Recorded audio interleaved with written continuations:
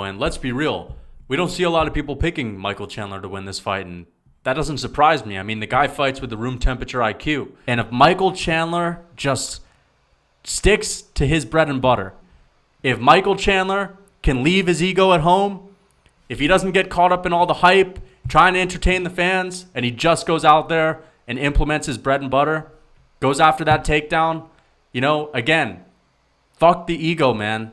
I think he wins this fight. The real most entertaining fight you could possibly make, Dustin Poirier takes on Michael Chandler for a 3-round feature fight at UFC 281. I actually think that Michael Chandler is at that point in his career where he needs to get a win. And you know what? The best chance we get to see Michael Chandler actually fight with some above room temperature fight IQ. And that's the thing. Michael Chandler has a bad habit of letting the moment, letting the hype, letting the fans, the rowdiness, the occasion get to him. Michael Chandler will consistently do things in the octagon just to get some hype, just to get some fan reactions. Whether that's Charles Oliveira getting on his back and Michael Chandler just flipping, whether it's taking Justin Gaethje down and hitting his own head and getting concussed by the takedown. I mean, Michael Chandler doesn't always fight with the intention to actually get the dominant position, to, make sure that he's going to be good for the rest of the round. He fights for the big moments. He fights for the excitement. Now, don't get me wrong. I love the idea of Michael Chandler and Dustin Poirier slugging it out, mano a mano, going at it, throwing hands, trading blows. The thing is, I don't even think that's realistic. If you've watched Michael Chandler's fights and if you've watched Dustin Poirier's fights, then you know that when it comes to the technical level of striking, when it comes to the durability, both of these men are a little different. And the reality of the situation is Michael Chandler, no matter how powerful he is not a very technical striker. And, if he doesn't land that big shot, he can get caught on the way out. He can get countered. And he usually goes down. I mean, the guy's getting dropped by an old washed up Tony Ferguson, who's a shell of his former self. Tony Ferguson's basically a Mr. Krabs, without the body, just a shell of his former self. He's literally a shell, and you're getting dropped by Tony Ferguson, and I know he's been knocked out in Bellator. He's been dropped a lot. He's been dropped by Gaethje. Dustin Poirier is a probably the best striker that Michael Chandler has ever fought. I'll say that. I think that Justin Gaethje's striking is effective, but it is a little overrated by the fans. He's just a brawler. He's got a big right hand, and he gets hit a lot. Dustin Poirier is tough as nails. He's got a chin on him, and the guy is one hell of a technical striker, a great boxer. That he was able to outstrike Conor McGregor in their rematch and finish him off. And let's be real. I mean, Conor McGregor is still great. Conor McGregor is still a phenomenal striker. And Dustin Poirier is just, I think, going to be too much. But, Michael Chandler has the ability to fall back on his wrestling. Michael Chandler has the ability to be great. He has the ability to be a guy who can go out there and just get the win. But he often gets caught up in the moment. He gets caught up in the hype. And he's like a rabid dog. And it's that room temperature fight IQ that I mentioned that really worries me when it comes to Michael Chandler, because if he goes in there with a great game plan and he's going to listen to his coaches and he's going to stick to his wrestling and understand, listen, the best chance for me to catch Dustin Poirier and put him out may be if I implement my wrestling first. If I go in with a wrestling heavy game plan and get Dustin thinking about that takedown, then I may be able to sneak in one of those big overhand rights. But he could have beat Justin Gaethje. He was actually doing phenomenal in the third round, but he got too caught up in the moment in that third round with Justin Gaethje, and he just started acting like a fool, started acting like an idiot, and kind of let the fans get them and the hype get them, and he just started throwing like weird spinning attacks and, weird flying knees, no setups. I mean, he's got to go in there like this is his last chance, because it is his last chance. I don't see Michael Chandler, losing this fight. I don't see Michael Chandler being able to bounce back and get into a number one contenders fight ever again if he doesn't win this. Now, this isn't a number one contenders fight, but if he loses this, his hopes, his dreams of being a champion, They're not looking good. The later the fight goes, the more lactic acid buildup there's going to be. He's got that much size. Something has to give. Guys that are that built usually tire out a little quicker. But in a 3-rounder, you wrestle Dustin Poirier, you take him down. I mean, listen, Michael Chandler can take Dustin Poirier down 100%. He absolutely can. But Dustin Poirier's wrestling defense and takedown defense isn't all that great. The guy was getting taken down by Dan Hooker. He's just been ragdolled by guys like Habib, and I'm not saying he's the worst defensive wrestler, but Michael Chandler can certainly take this man down, and I think he can keep him there. And you know what? We've seen it time and time again. Sure, Dustin Poirier's got a decent guillotine, but Michael Chandler is one hell of a hard guy to hold down, to submit. He's hard to just wrap up in anything. I mean, Charles Oliveira had this guy's back. Charles Oliveira had Michael Chandler in a horrific position, and he was able to get out of this. So, Michael Chandler's submission defense is top notch. And when a guy's on his back like Dustin Poirier, Islam Makhachev was saying, who gave this guy black belt? How he have black belt? And honestly, I'm starting to question it too. But maybe it just is the truth that when guys are on their back, they really don't have much to offer if the guy on top of them has a good ground game, like a Volkanovski who had Brian Ortega on his back and just wailed on him, just beat him up. And Michael Chandler is great on top. He's good at the top position. If you can get this guy down, you can keep them there. And I really think that that's what he should do.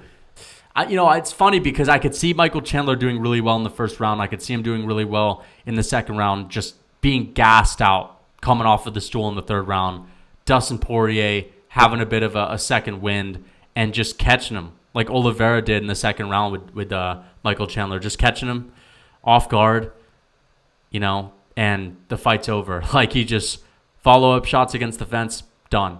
Teeing off combination, goes to the body, head, done. I could see it. So I almost want to pick Dustin Poirier, but fuck, man. Something tells me, Michael Chandler, you play this one smart, you're going to win this fight. So I want to see Michael Chandler wrestle. So here's my official prediction, guys. If Michael Chandler sticks on Dustin Poirier and makes it a quote-unquote boring fight, I think he wins. But, and I know this is going to sound like a little bit of a weird prediction because I'm not really going all in because I can't really trust a Michael Chandler fight. And Michael Chandler's a tricky prediction because the guy, he doesn't really implement the smartest game plans when he's in there. I don't know if he listens to his coach. Man, if you could just stick to your bread and butter, I think that's what he should do. And here's the thing. You have to look at his career, right?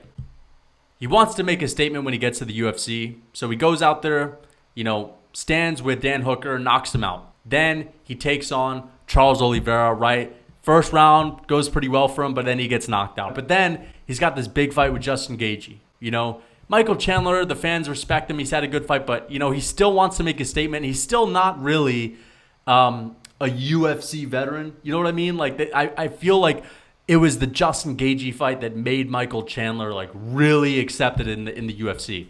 Because when you're new to the UFC, a lot of the fans will have a little bit of skepticism. They'll see, has this guy even earned it? This guy got a title shot.